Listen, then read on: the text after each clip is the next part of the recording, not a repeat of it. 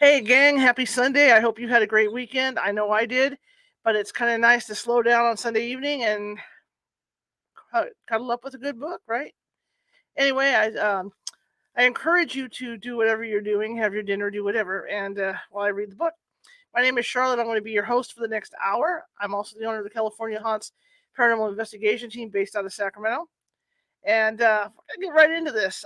Today we start Unholy Structure by Anna Maria Manalo. She writes really good stuff, and this book is based on true stuff that happened. And I can tell you, I've read a little bit of it. I was jumping around last night at every little sound. It was just like that. So I'm going to be here for about an hour reading for you. And I really appreciate you guys coming tonight because I know it's your Sunday night. I'm going to have to use reading glasses. I have a regular copy of the book, but the lighting in here is not that great until I make some changes on the lighting.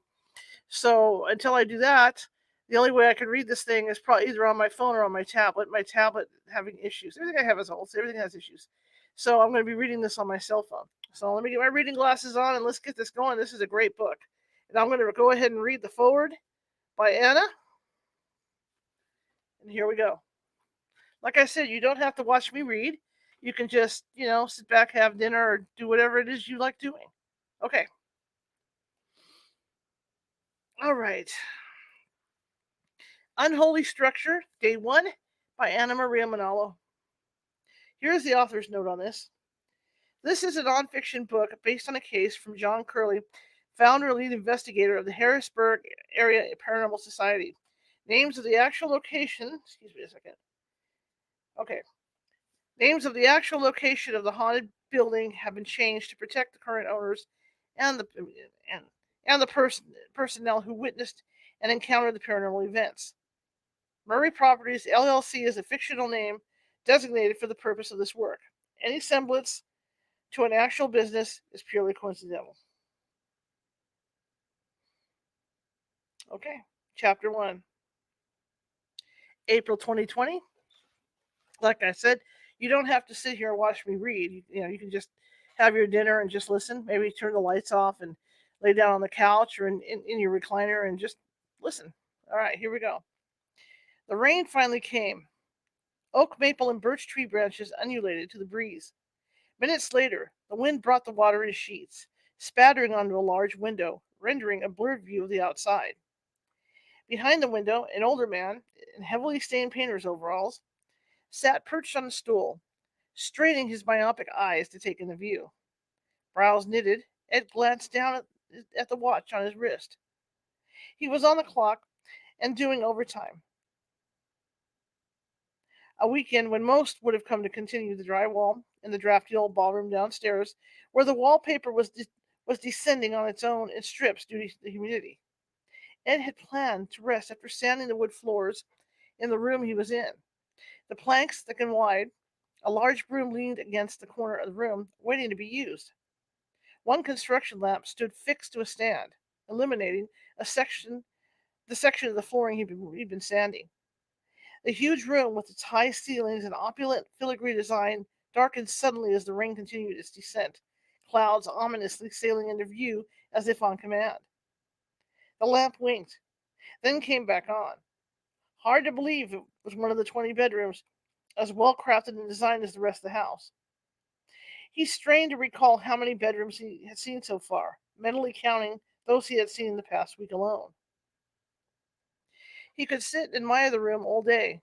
Plus, he wanted to make sure he was paid until 5 that weekend. So he stayed an extra 20 minutes. Or was it 40? They have money up the arse, he thought. Anybody fixing something this grand had to have.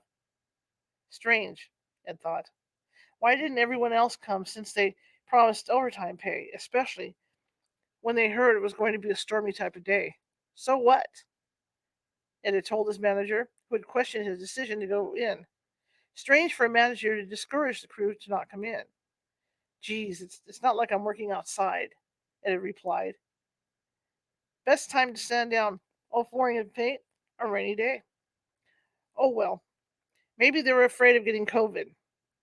He preferred working alone anyway. He was older and an outsider among the younger and brawnier men. Kids, really. Ed continued to watch the rain from his dry perch as he reached for another cheese curl from a bag of Cheetos. He munched away as he admired the wisteria wallpaper that adorned the walls of the room. They don't make 'em like that anymore, he mused. He was glad it remained better preserved despite the humidity on this third and highest floor just below the attic.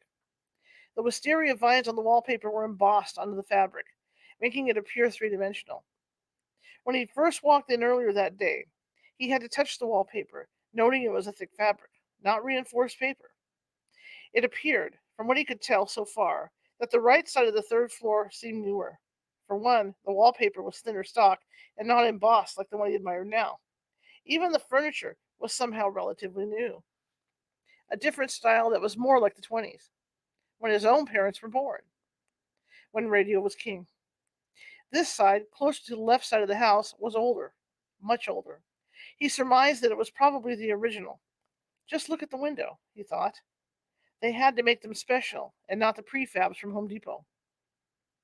As Ed admired the embossed wallpaper, he dared not touch it again as his fingers were stained with fake cheese, the food coloring from the junk food he'd enjoyed every day when he took a break. The Cheetos were the spicy kind, the kind he liked the best. The heck with the salt content in the MSG, who cares, he thought. Halfway down the bag, Ed reached for the Mountain Dew, wiping the red food coloring on his paint-stained pants. Then he heard it, scratching. He tilted his head, grimacing at the effort from an old war injury in his neck. He surveyed the room from his stool as he sipped the soft drink. Scratch. He paused, listening. It was behind a wall, that wall, across from the window where his stool sat. Ed stood up, capping the plastic bottle of the yellow liquid and placing the half-done bag, of Cheetos on the stool. He turned his back on the window and slowly trotted to the wall, placing his ear against it, scratching. Ed absently scratched his head in reply. He tapped on the wall. Tap, tap. Something was moving in there. Ed darted to the corner and grabbed the broom as he attempted to ponder what the sound might be. As he pondered, he began sweeping and gathering the debris from the varnish he had sanded off the floor. He coughed. Another scratch came in reply. He eyed the floorboard by his feet. Leaning down, he pulled it from the wall as dust covered his hands. The floorboard screeched in protest, ancient nails revealing their claws. Heavy, real wood, unlike the floorboards that were pre-made today. Dust mixed with the Cheeto stains on his fingers. He wiped the dust on his pants, adding to the mix of paint colors. He sneezed. A howl, like a dog. Ed stood ramrod straight and backed away from the wall. His eyes, now rounded with surprise, examined the floorboard as the scratching noise seemed to move towards him. Darn! Then the sound of scratches went haywire. Another howl. Behind the wall, closer. Ed strode to the door of the adjoining room to investigate. Broom poised like a weapon over his head. Ed opened it, entered the room, surveying the wall from the other side. He approached the wall, pressing his ear again on the wallpaper drywall. Silence. He slowly backed away, looking around him. He was in another bedroom. This one had a tropical pattern for wallpaper, coconut trees and palms.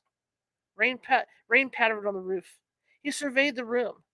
A nightstand containing a pitcher and bowl with water stains sat by a large walnut bed near a window. The bed reeked of mildew and something foul. It smelled like his uncle's morgue before the embalming. Absorbed in the room's details, Ed momentarily forgot what or why he was there. He paused, listening. He dug in his pants to reveal a jar of Vicks Vapor Rub. Uncapping the jar, he inhaled and then dug into the thick balm. He coughed as he placed some of the Vicks in his nostrils. Then, a sledgehammer of a memory brought him back to his uncle's morgue.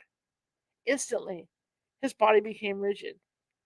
He approached the bed like a soldier ready to fire, studying the mattress in tufts, as if something or someone had been leaping up and down on it, the cotton still intact, but with holes. He examined the mattress. Where there's holes, there's mice, he commented to himself. He relaxed. He touched a hole in the mattress. Scratch, scratch. He jumped, backing away as if on fire. This time the scratching noise seemed to come from the room he had been sitting in just seconds before. Darn. Ed dashed back to the other room, determined to see what was making the noise. They had been told to report any rodents or squirrels they saw, and now he was determined to find it.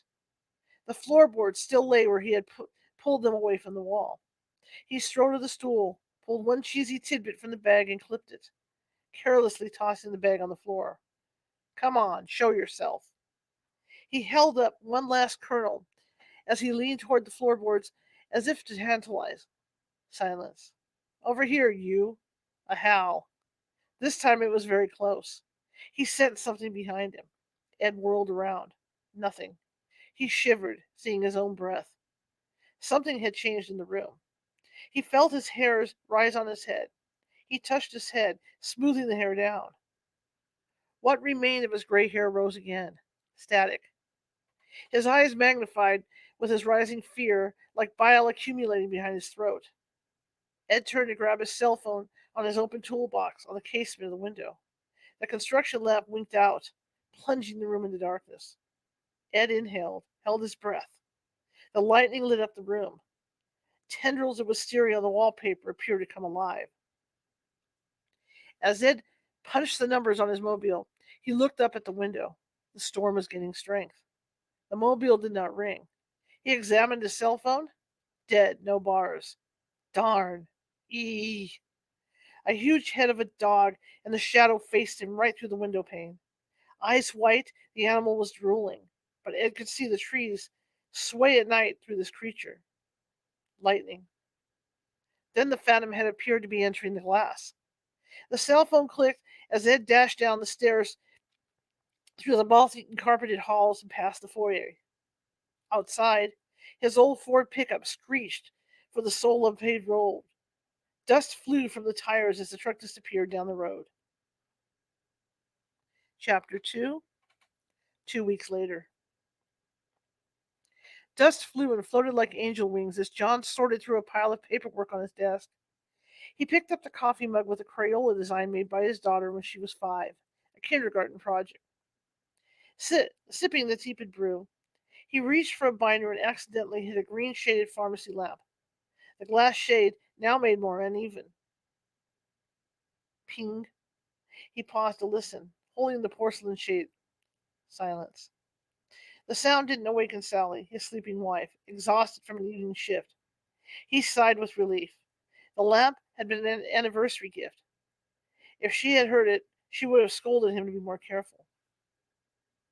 John knew John knew he too was tired, perhaps even overtaxed with stress. But the cavalcade of papers on his desk showed cases were mounting, as 2 of the 3 crew members of his paranormal team had to part ways at his request. No, you don't have to think. Think like the adults that you were hired to be. This isn't a parlor game. He'd scolded his team. He took his job as an investigator with care and seriousness.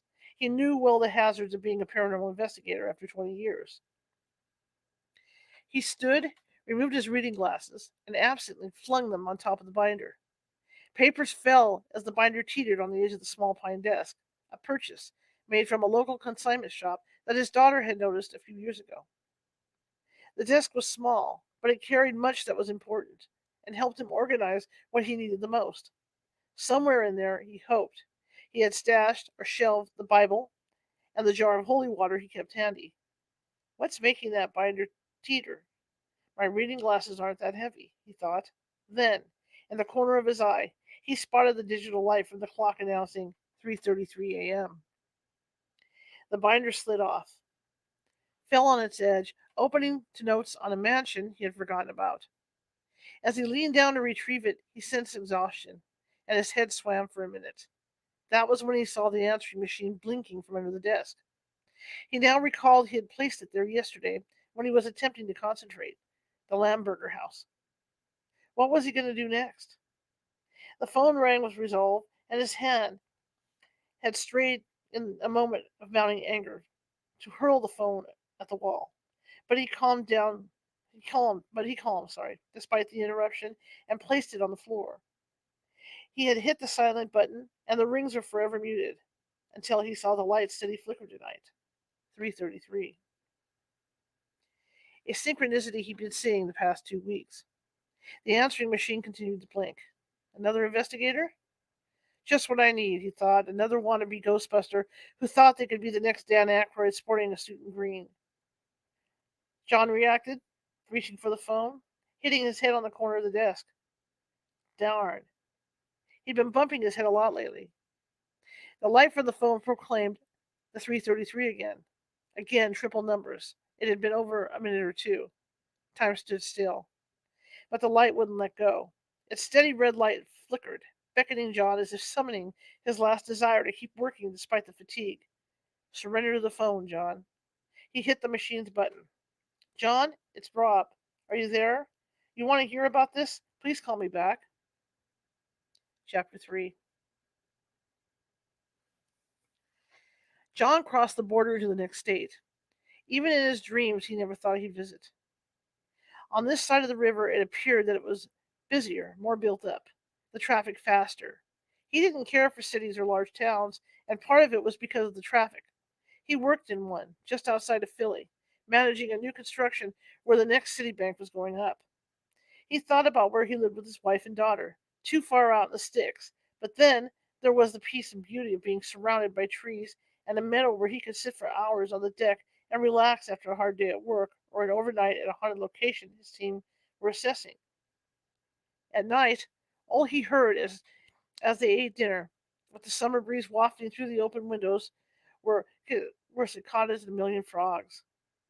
Frogs and toads that sat iridescent around the pond he'd installed one early spring when the ground had finally yielded to a thaw. He was happy to have his own edge of paradise after working in the midst of an endless cacophony of machines and yelling men, mud and steel.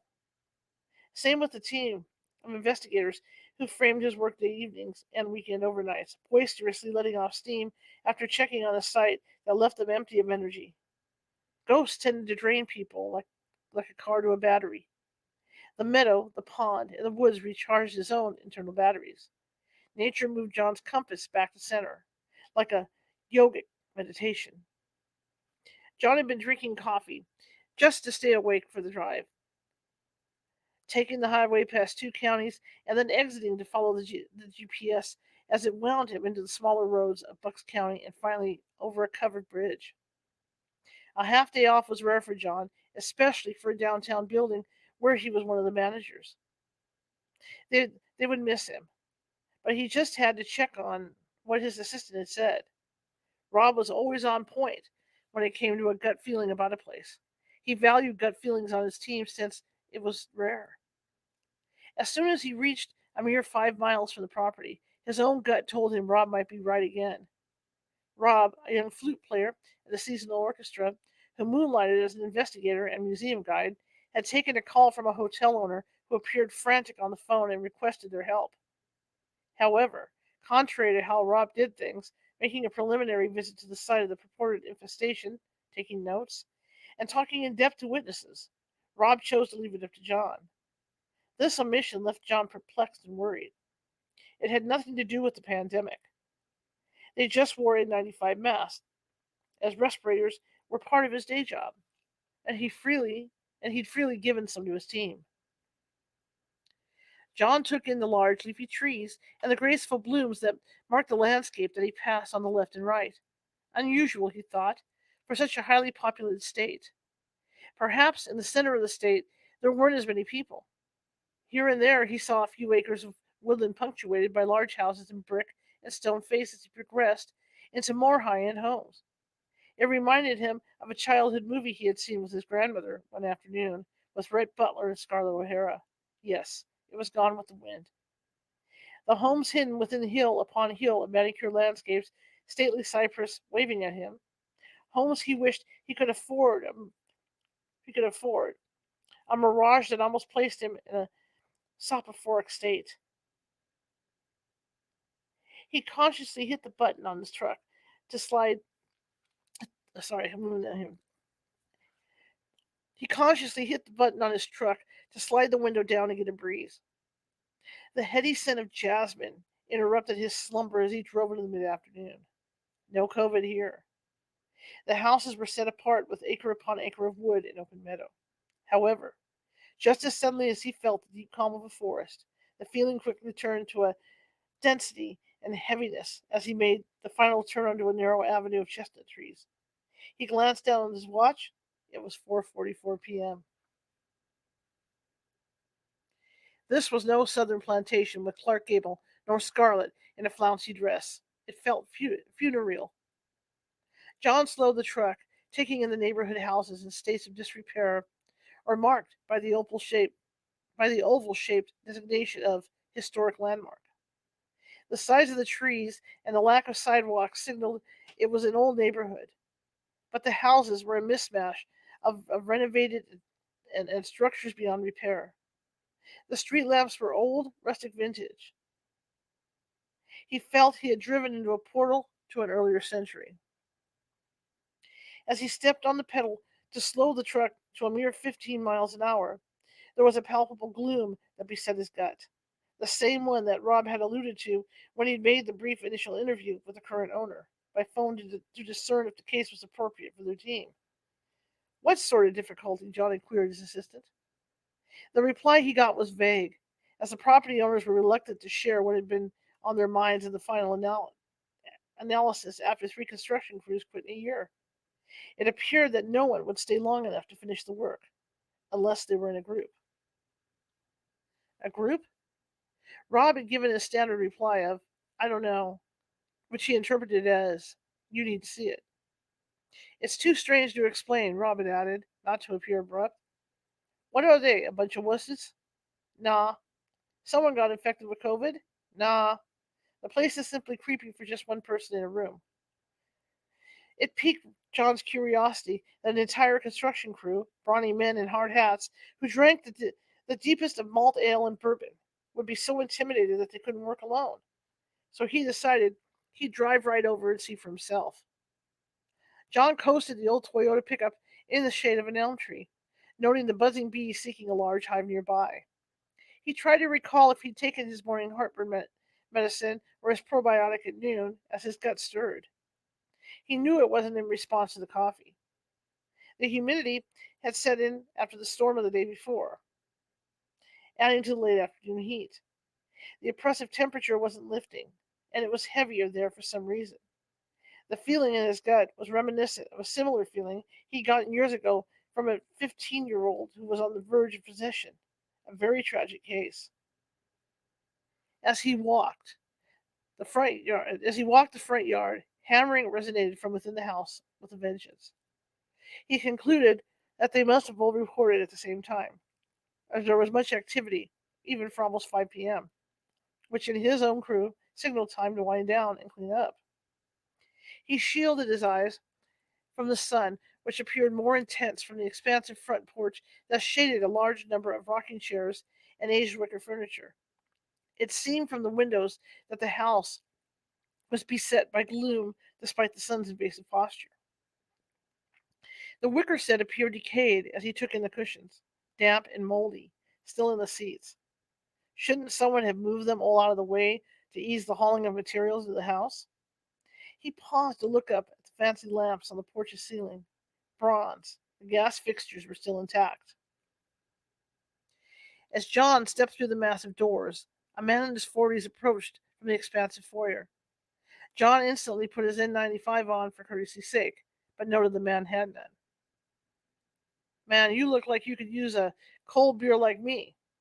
The man in painter pants and a hard hat grinned as he approached from the interior recesses of the high ceilinged hallway.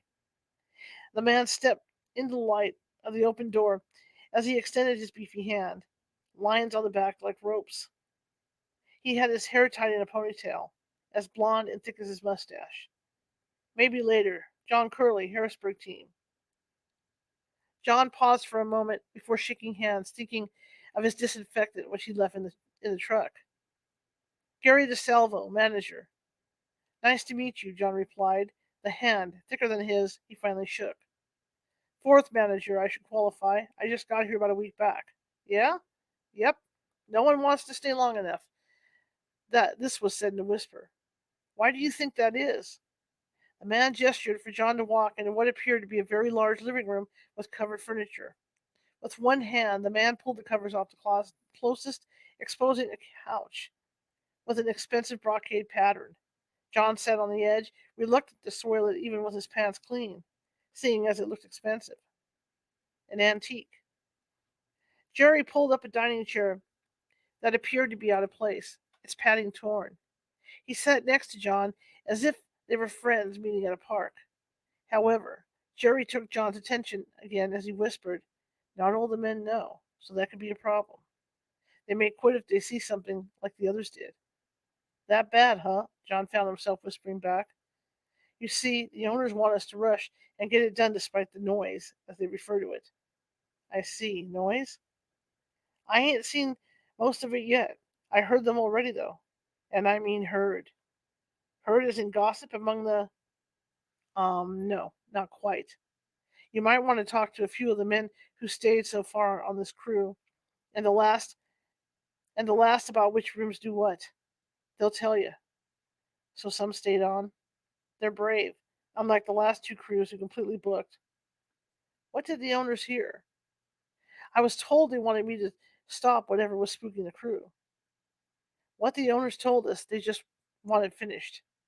Totally fixed up and upgraded. Suck it up, they said. It's been 3 years now." John looked around as the man murmured away in a low voice, now venting about the owner's treatment of the new crew. John recalled Rob had talked with one owner, a man from New York's Upper West Side called Morris, who made the initial call.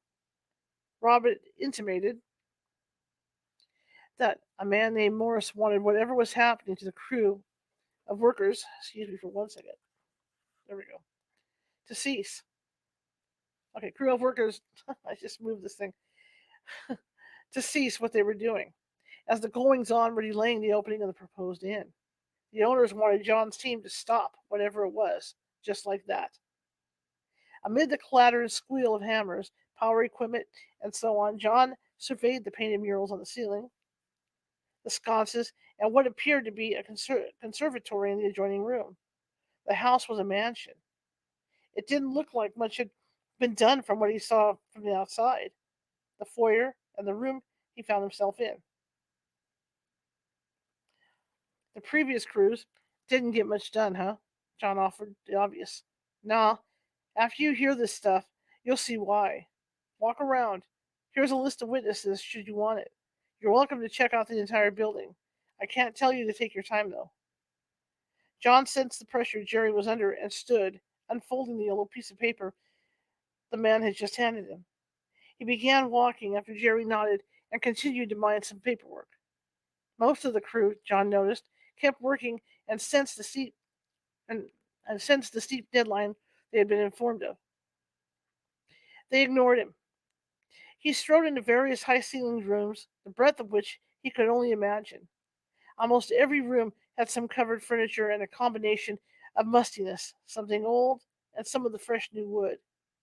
It spun his head, a cacophony of sounds from the workmen and the heady scents. He returned to the foyer and glanced down at his watch, and he saw it was after 7. The sun appeared to be setting through the window as he sauntered past some men who were taking down wallpaper. Jerry spotted him and trotted over. "Hey, if I were you, I'd make it quick. We all try to be out by sundown, unless you'd rather experience it firsthand." Jerry gave John a look that said, "I wouldn't stay when the sun goes down." John nodded. "I'd like to come early tomorrow if you're okay with that. I already told my boss he'd be checking things out." "Okay, come early. There's men eager to talk and some so-so, you know." John nodded. "Then over the weekend, I'd like to stay after sundown." Jerry gave back. "Yeah, really?" "Yeah. Stay overnight with some of my team to record whatever we catch." "Knock yourself out. That's what we do." With that, John showed the man his identification from the Harrisburg paranormal team as an afterthought. Jerry dropped a pen he'd been clenching between his teeth, taken aback. "Darn, you're really that kind of team?" John covered his head. John covered his head with his Phillies hat, turning it around, non-committal. In previous investigations, when other people had to be involved, other than whoever enlisted his team, there was a chance he'd be faced with ridicule. He didn't sense that from Jerry. Only a look of disbelief and what appeared as respect. He reached for the man's hand again to thank him and noted the man was sweating, but the beefy hand was cold. John sensed movement behind him. He turned in time to see the entire crew exiting through the front door, their feet making long strides and hurried movements. Jerry looked pointedly at them. You see what I'm saying? Pointedly at, I'm sorry, he looked pointedly at John. You see what I'm saying? Then it was dark in the house. Chapter 4. Let me adjust here. Okay. It was dark when John got up on his side of the bed, tiptoeing into the bathroom. He glanced at the clock as he entered the connecting door. 11:11 p.m. Sally got off at midnight and usually chatted with him about the day's events to touch base when she got home. He made it a ritual to make dinner earlier in the evening with his daughter, Roxanne, once he got home from work, eat by 7 or 8, and help her with her homework.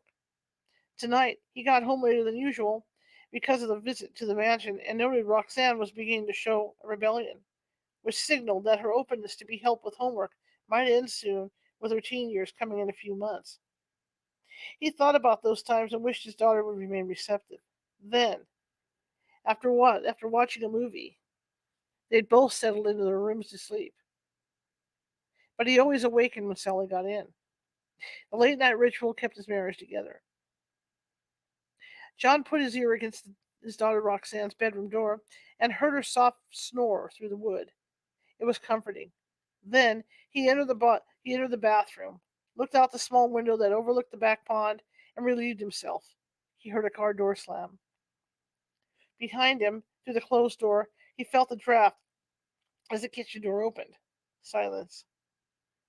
John quickly turned, opened the door, and exited the hallway. He turned into the family room, which adjoined the kitchen. Sally was in the act of removing a thin sweater. You're home early. I am. Everything okay, hun?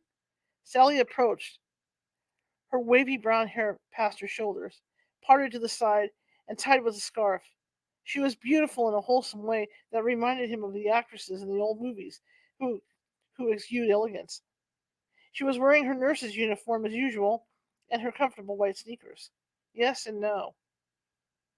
She gave him a kiss and pulled a chair by the kitchen window. I'm going to make you a sandwich, John offered, treasuring the time they had together. Sally tapped on the formica table and gave him a slight smile. Yes. She pulled the scarf off and her hair came down, her movements stifled, as if an internal scream was waiting to explode. John sensed her tension, having known his wife for half his life. What happened? You know that lady I was telling you about in 412? Yeah, she had a breathing problem. She died. They sent me home early. You got that close to her? Sally shook her head as she stood, patted John's behind, and opened the refrigerator to reach for an orange Fanta. Popping the can's lid, she sipped, wrapping her hands around the frosted can before saying again. I usually do with patients, but there's something else. John paused in the act of slathering a piece of sliced bread with grape jelly. The other piece of bread had a slice of American cheese. Sally preferred her jelly with cheese instead of peanut butter. She came from Hungary, and her parents did it that way. John loved her singularity. It was a sharp contrast to his usual Pennsylvania ways. Sally was pointedly looking up at her husband as he gazed at her with a puzzled look. Are you sitting up with me? I am, hun. Here's your sandwich. I'm all ears. John plunked himself down across from Sally at the little formica table. The breeze from the window had stiffened. He reached to shut it. Please, hun, don't take this the wrong way, Sally said. You bet I won't. A pause. Tell me, John prodded. I think you may have brought something home with you on your last investigation. John's face took on a look of concern. Sally raised one hand as one reached for the sandwich. Just hear me out. I'm just guessing. Put that down for a sec, John said. I know. John sliced the sandwich in half, two triangles. The Lamberger house, Sal? I know you were concerned about it. I don't know. So let me begin. Sally reached for a triangle, biting into it. Wait, can I tape this? Sally tapped on the table again. John dashed out of the kitchen and was shortly back with his cell phone. He plugged it into a wall and scrolled for the app. Sorry, go. You're not putting this on your podcast, are you? Yeah, for the extra Facebook to hear. For the entire Facebook to hear. Ha ha. John chuckled. Silence. She munched, looking at her husband with a serious face. I'm kidding, hon. You got me all wrapped up in fright now. So this lady had COPD. CEO. It's a lung problem. Okay, continue. I got there, and she was on oxygen as usual. I checked her chart and proceeded to add medicine to her IV. Okay, what's her name again? Wells, Mrs. Wells. So I was checking to see how she did that morning. She was very pale to me, and she coded. I called for the crash cart. Wow. So the team took over, and I stood at the side and was asked to tend to another patient by the attending. What's wrong with that? Nothing. But as I left the room to go to Mrs. Beach next door, I passed her in the hall. Mrs. Beach? No, Mrs. Wells, who was having a heart attack. Wait, you walked out of Mrs. Wells' room and went to the next hospital room, and Mrs. Wells passed by me, or what seemed to be her. No, you sure? Sally began nodding vigorously. Yes, she was right next to me, walking out of her room while they were trying to revive her. Then she must have died. I don't know. Did you tell anyone what you saw? Of course not, but it gets worse. So the arrest killed her. Not yet. I had to re enter the room to recheck the equipment, and the group is still trying to revive her. You know, the paddles. And there was a man standing there, no face, looking down at Mrs. Who else was in the room? For the life of me, the team. Okay, okay, just asking. It was looking at her, dumbfounded. And then this faceless man turned to look up at me.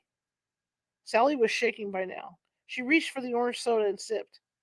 I think you need to stop. I gotta get this out. Okay, hon, take your time. When the man looked up, he had a face this time. He, he, someone you know. Yes. He looked like one of the pictures of ghosts you took at that house that scared you. So you think he is one of the ghosts in the house that I'm investigating? Sally nodded. The one I thought looked like he wore a Beatles haircut. Anybody in the team see him besides you?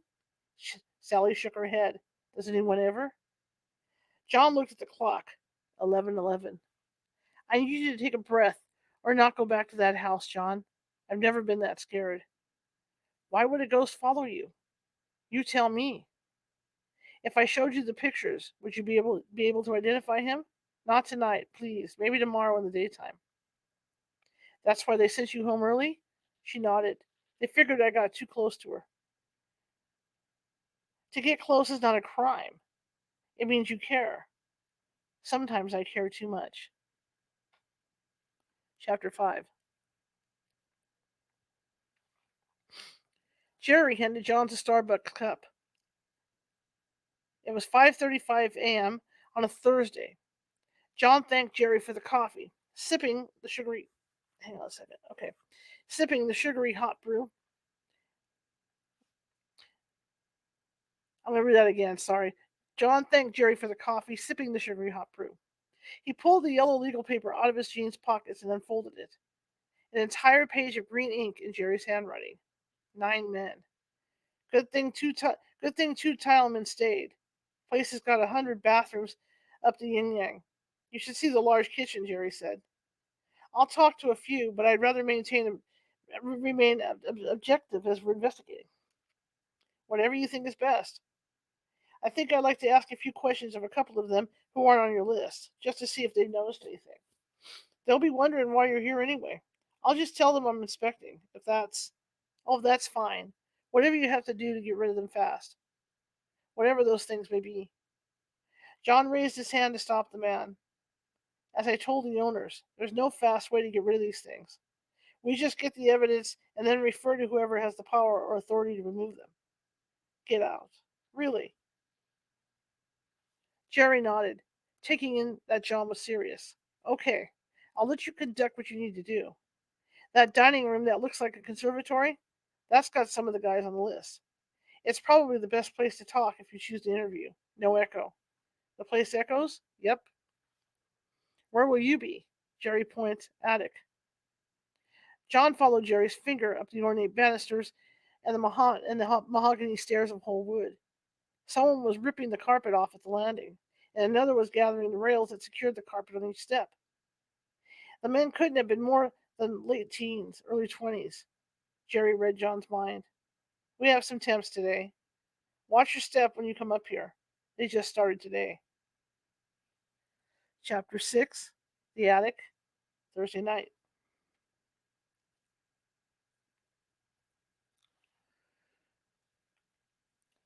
Trevor was a stocky young man in a white t-shirt and jeans, sporting a crew cut.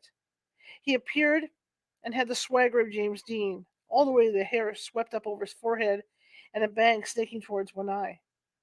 A vintage 50s man, cocky, twirling a knife as he was using, uh, cocky, twirling a knife he was using to core an apple, with unwashed hands stained with grime.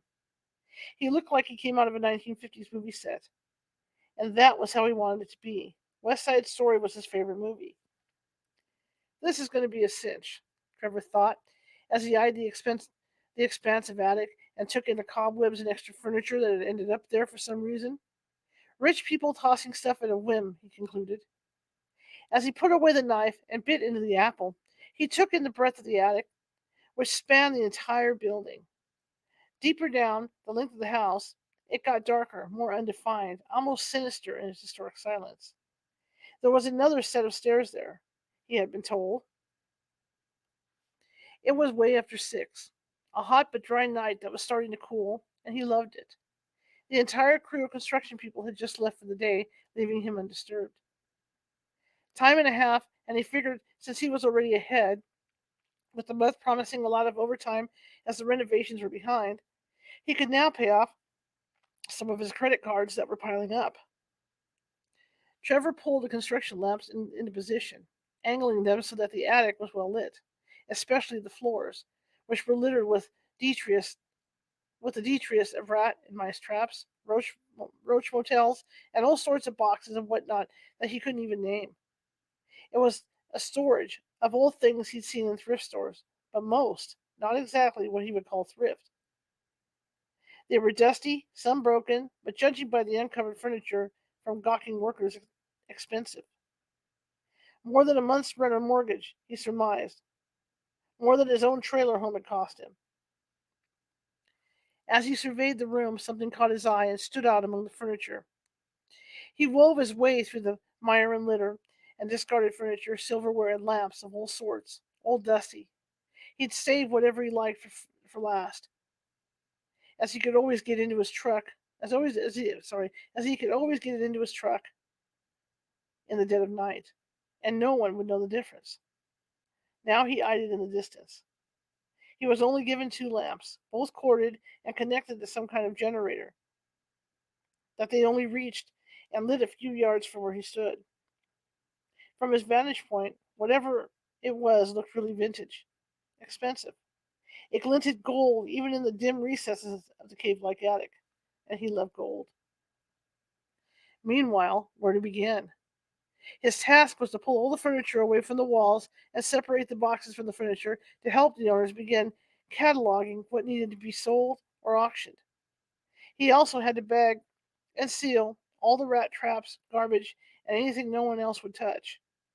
He was sort of a cleaning, hauling, and whatever needs to be done crew. As long as he was being paid well, he'd even pick up roadkill. It's dead. It won't harm anybody, he thought. He tossed the apple core carelessly into a pile in the corner, reaching for a rag to wipe his hands with. That too, that too he tossed, for good measure, into the same pile. Something hopped in the pile. Trevor paused, watching. A nose emerged from under the rag he had just tossed. A mouse, whiskers twitching as it grabbed the apple core and slithered into the darker area of the attic. Trevor dug Trevor dug in his tight jeans, revealing a wrapped stick of gum, unwrapped it, and chewed as he stood contemplating his plan of cleaning. Then he sauntered forward, pulling off all the tarps that covered the furniture as he went. He strategically pulled out boxes between the furniture, noting how elaborate some of the statues were. Creepy how they looked.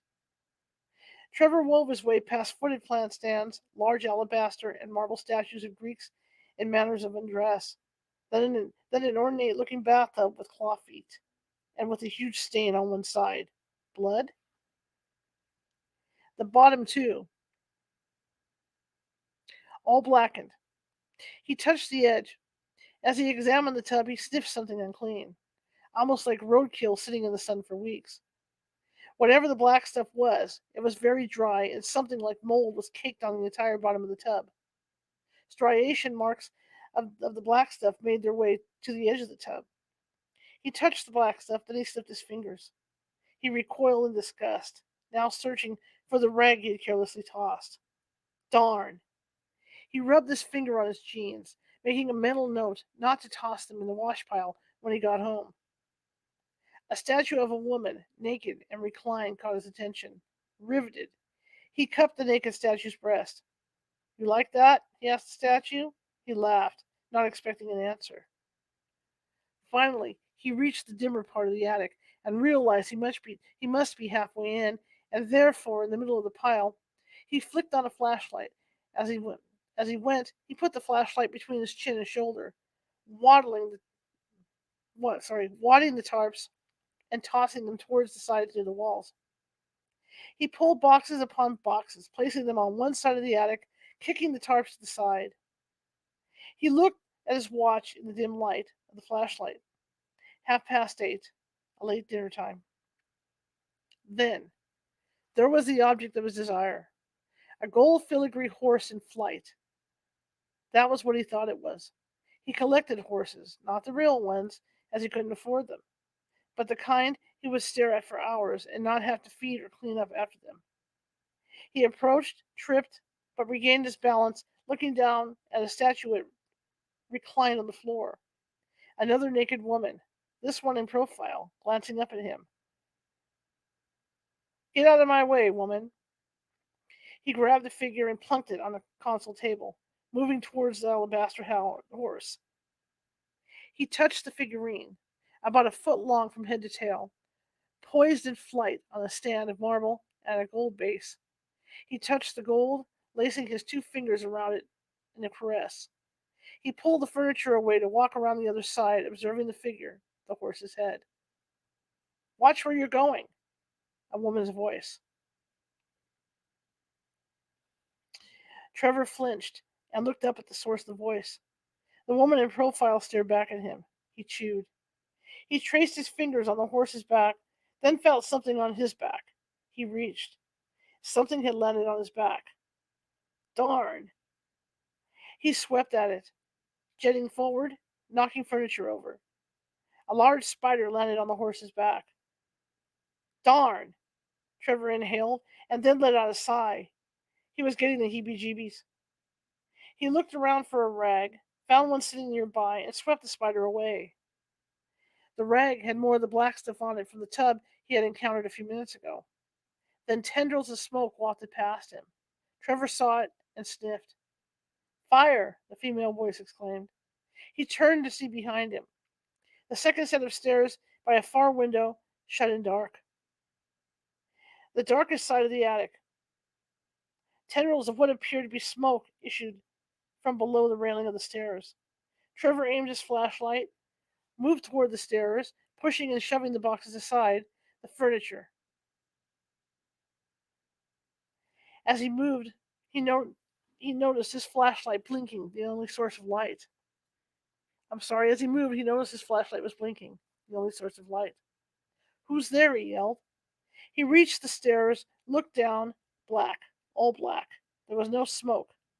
Trevor exhaled, his head now pounding. "Hello." Silence. He sniffed. Nothing. He paused.